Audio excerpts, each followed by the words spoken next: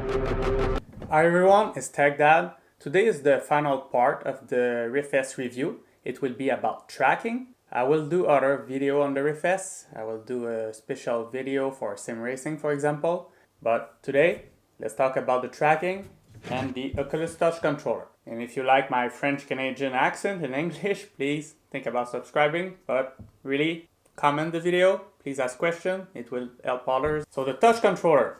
A lot of attention is put on the itself. It's important. It's a visual. It's the sound. But truly, one very important feature of a VR headset are the controllers. The Oculus Touch controller were for me the reason why I bought the original Rift. And compare with the Windows Mixed Reality solution or the Vive Wands, they were small, they fitted perfectly in the hand, they had capacitive touch button. I like them. And here we have a new version. I don't believe they are as good as the original one, mainly because they feel cheaper. But all in all, I will say that at the moment right now, this is the best controller you can have in VR. But it may change in the following months when the Valve Knuckles will be released. But for now, and for the price of the Rift S, the included controller are very good, I will say. The new Oculus Touch controller are the same between the Quest and the Rift S. They are light, they fit well in the end, but for me, I would not say they are as good in the end as the original Rift. I don't know why, they feel maybe a bit narrower, so I don't know. I think they are made for very small hands. Personally, I have small hands, but I still would have preferred the original grip of the Rift. But all in all, they are comfortable to use. The buttons are capacitive, and even the joystick here. So you don't have to press on the joystick on the button to have some action of your hand in game. So you can point, you can sense if you have your thumb up or down without pushing.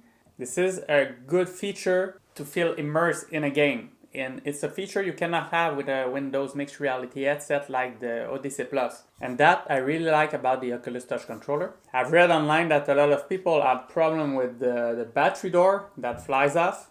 Personally, I've played quite a lot with them and I've never had any problem with the battery door.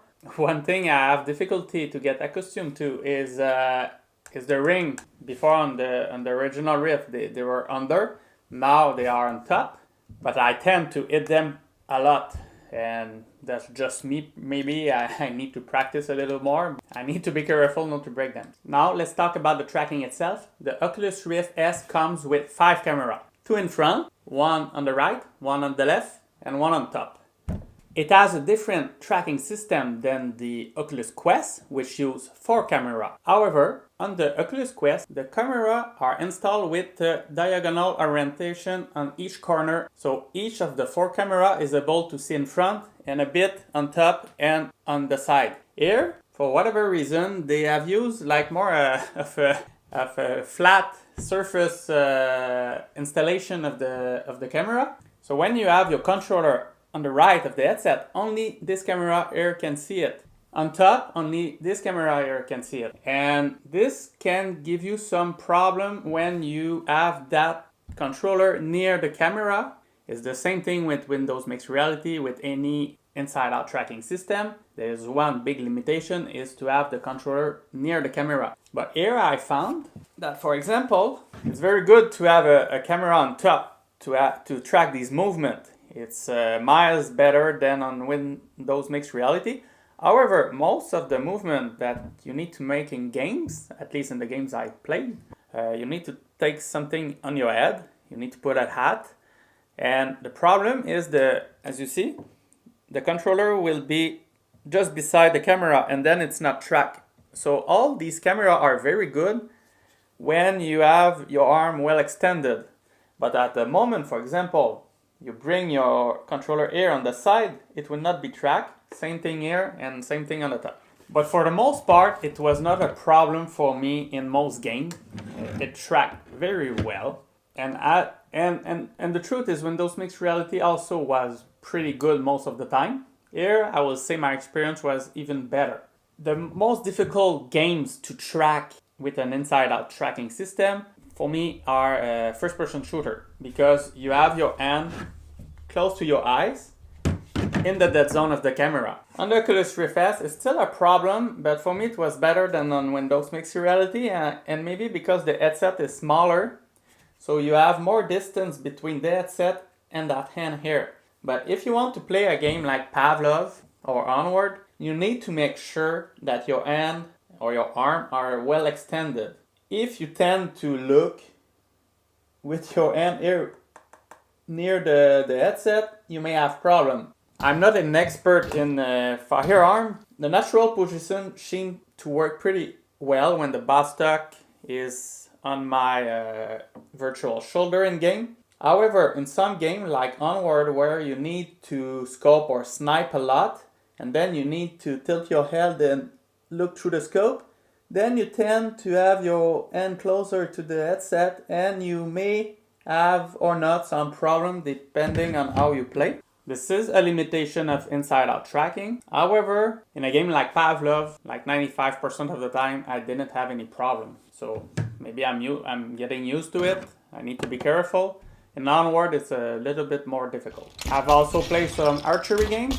Under archery game, you need to pull the arrow pretty fast to your chin. And typically, it will be track well, it will be locked in place. It was not perfect, but it was better for me than Windows Mixed Reality game. All in all, I'm pretty happy with the tracking for the simplicity of use. I don't have any more sensor like I had with the CV1.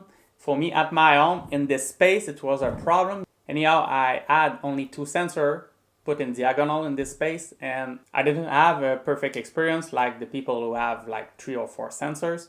If you are used on the CV1 to have only 2 sensors put in diagonal, you get about the same kind of experience with the inside-out tracking system of the Rift S. And don't forget one thing. Right now, the Quest is using inside-out tracking. The Rift S is using inside-out tracking, as also the Windows Mixed Reality headset. In the big player, only Valve will keep using its light-out system, which is the best tracking system on the market.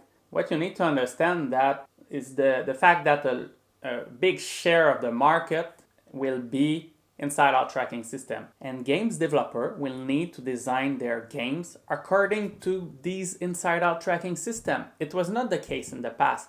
The Oculus Rift uses an external system as the Vive, so the game developer didn't have to deal with inside-out tracking system. It came with Windows Mixed Reality. Things have changed. I think the game developer will take into account the fact that you might have difficulty tracking here or behind you. So we'll see in the future how games are developed, but I think that future game will be better with inside-out tracking, and even games that are right now on the market will have some patch to make it better. And I've saw on Reddit that the makers of Onward are working on some patch to make it more compatible with this kind of tracking system. I hope you like this little review of the tracking system of the Oculus Rift S. Please subscribe. See you next time. It was Tech Dad. Ciao!